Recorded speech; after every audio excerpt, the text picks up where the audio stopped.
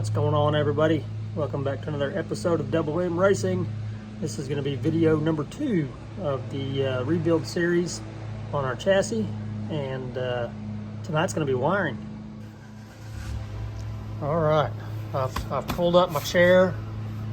I got my nuts, my heat shrink here, and I'm going to get ready to start tackling all this wiring. My goal was to make it look nice and neat, unlike the old setup. So I'll start going through this, and like I said last time I've had everything labeled. There's only one wire. I've got this ground here coming out of the alternator. I'm guessing it's a ground, and I have no clue where that was at originally. I don't know if it was just, you know, grounded to one of the bolts back here, or where that was at. So I've got to figure out where that ground went to. But everything else I think I've got figured out. And like I said last time, your car is more than likely not wired up exactly the same as mine, but there may be some similarities. I mean, I don't think that's factory. You know, it's got some wires cut out of it. It's using different colored wires on both ends. It goes into different colored wires back in here. So I'll show you guys kind of what I do whenever I'm finished with it. And other than that, everybody's wiring is going to be a little bit different, but it's all similar. I mean, you've got, you know, from your alternator, you've got to have a wire. This is the wire that goes all the way to the back that we ran up through the chassis of the day, or that's on the starter, I'm sorry. You know, that goes back to your starter solenoid. Your alternator over here, you know, it ties into wires that go back to the battery. In some shape or another, you know, these two wires here are what my alternator hooks into. Well, one of them is. It's the ground, so I don't know. It's all running up through the switches and stuff back here. It all ties in, so I'm just gonna get to work putting stuff back together, and then we might slap the carbs on. I'm waiting for my drill battery to charge up. I was gonna start by installing the oil coolers and stuff up front there and getting the grill mounted back up, but since my drill battery's dead, we'll work on wiring, all this fun stuff. So stick around, enjoy the episode.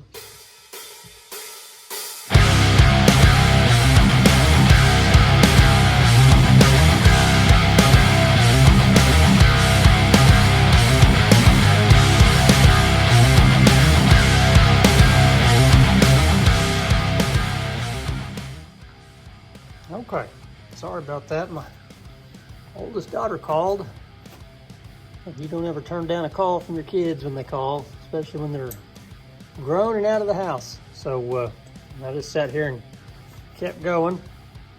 I'm getting everything loomed up. I took it out of that wire loom because I'm going to get a fatter wire loom, and I moved some plugs back in here. So now I'm getting kind of a mess in here, but I'll get it all cleaned up. That was another reason for a bigger wire loom, so I can kind of coil this stuff up and keep it back behind the firewall, and keep stuff on this side of the firewall as nice and neat as I can.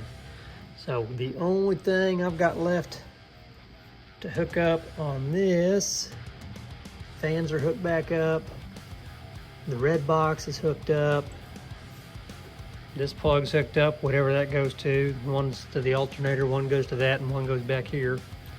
The grounds, that I didn't know where it went to, I wound up just coming back here. Sorry about the light there.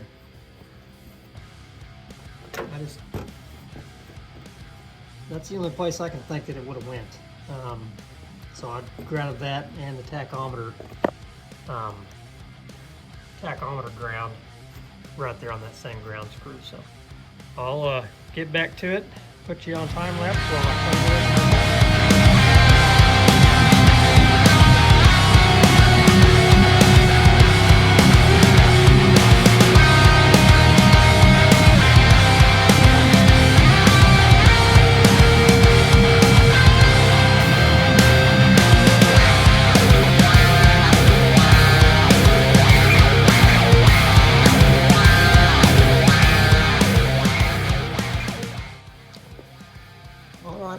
girls. I think that is going to do it for now.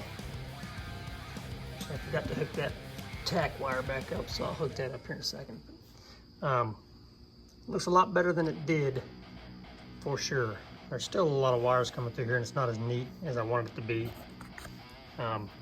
This here will go up to the carburetor whenever that's there, so then I'll get this all tucked in nicer together. The main goal is to keep everything away from my drive shaft. I don't want anything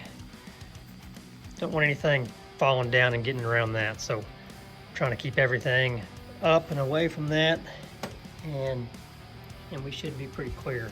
I've zip tied the alternator line and the red box line over to the banjo line for the clutch, so that's a pretty solid line, so I'm not worried about those sliding over and making contact with the drive shaft over here. So other than that, all I've got left to do, I need to go pick up some fatter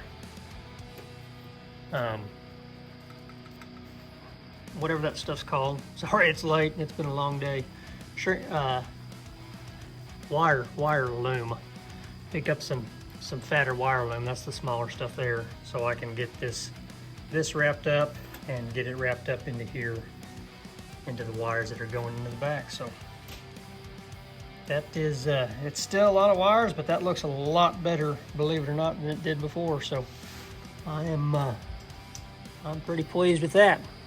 So I think next what I'm going to do is I'm going to get the carbs put on. That way I don't have to worry about keeping these plugged up anymore. And then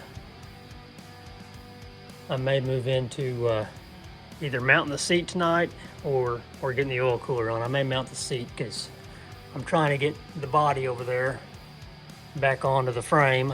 That way I can get the wife's car in the garage. We've got some storms coming in and we've had some bad ones lately, so I don't want her car to get messed up, so I got to keep Mama happy there.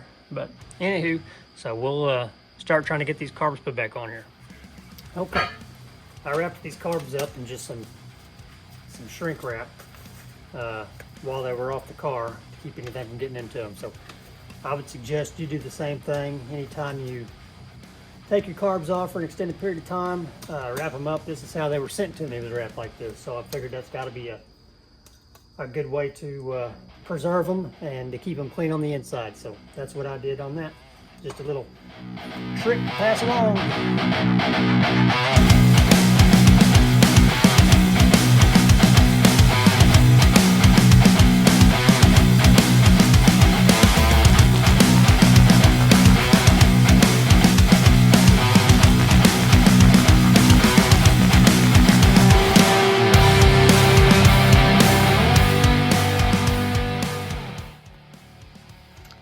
Okay, and the next process is going to be getting this throttle cable into the firewall. So I'm going to get a drill bit that is the size of that right there. And I'm going to come in the inside of the car here and just mark where the throttle pedal goes through right there and drill a hole.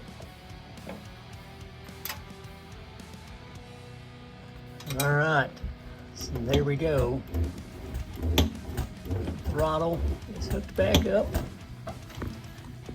I didn't film the process of it because there was a lot of cussing involved. So that throttle cable is a pain in the rear. Mine was all frayed. I bought this thing here called a throttle stop, or it locks your wire into your pedal. I think it was called a throttle stop or a cable stop, but before my throttle cable was just ran through there and back up on itself and electrical taped all together, and I had no clue that it was like that because I'd never been in there to look at it. But I did figure out these are the best thing to cut throttle cable with if you need to cut it, because mine was all frayed. Sheet metal cutters do not work on throttle cables, so do not use sheet metal cutters on there. The other thing I found that I think I'm going to do, see if you can see it better from this side. Let's see where am I at here. Okay. Watch the firewall flex when it's kind of trippy. It looks kind of wavy. It's not flexing as much as it looks like there on camera, but you can see that nut. Just look at the nut down here, how it's pulling in when I pull my throttle back. I think what I'm gonna do is come up in here along this rib right here, and I didn't put any rib nuts in there, but if I, or not rib nuts, rivets in there, but I think if I rivet that there, that'll give me a more solid, it ain't gonna hurt anything, I don't think, but the more solid the better. That'll give me a more solid surface there where that throttle cable is coming through there. So I think I'm going to do that as an afterthought. So that is all hooked up. The carbs are back in. I don't know where I put my little, I made a little specialty. You guys probably heard about it in the teardown video. I was talking about it. A specialty Allen wrench to get these Allen bolts back here on top of the carbs, and I do not know where in the world I put that thing. So they're sitting on there.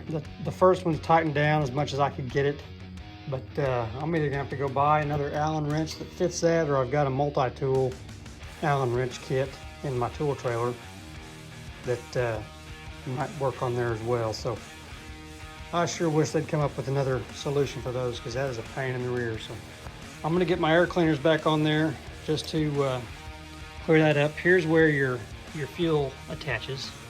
So we can go ahead and put our fuel line back on there. I just push it up there as much as I can. And then mine just has a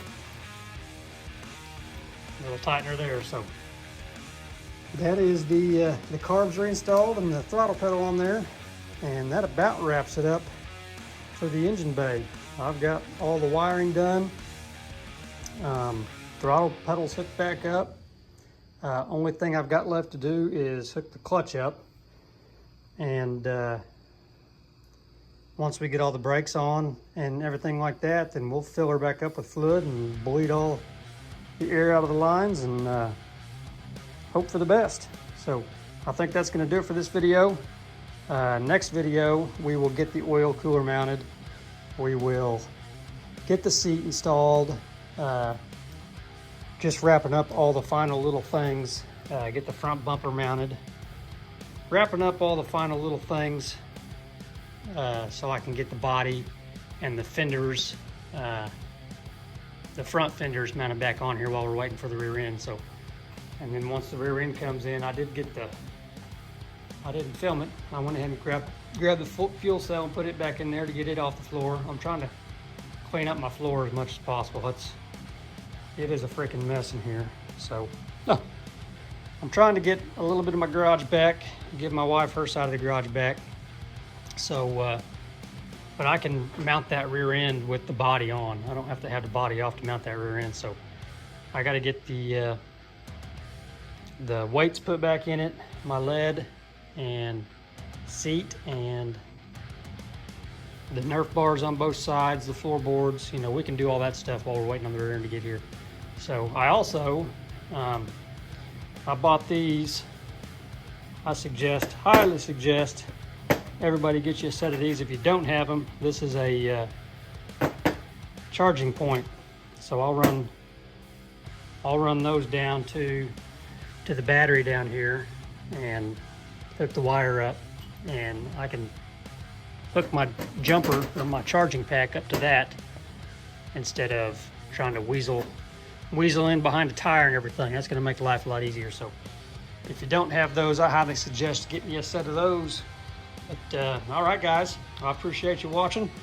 Make sure to like, share, subscribe, and we will see you in the next one.